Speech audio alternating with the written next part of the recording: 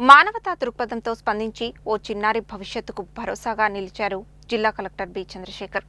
చిన్నారి స్వాతికకు అవసరమైన వైద్య సహాయం అందించి ఆమె సాధారణ జీవనానికి తిరిగి చేరుకునేలా చర్యలు తీసుకుంటామని చెప్పారు.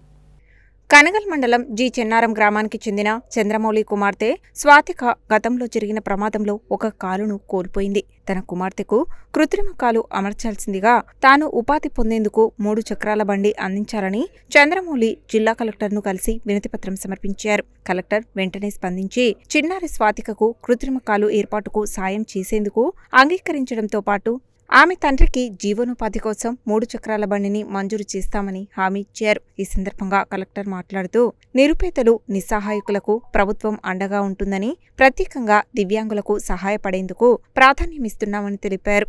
చిన్నారి స్వాతికకు అవసరమైన వైద్య సహాయం అందించి ఆమె సాధారణ జీవనానికి తిరిగి చేరుకునేలా చర్యలు తీసుకుంటామని చెప్పారు.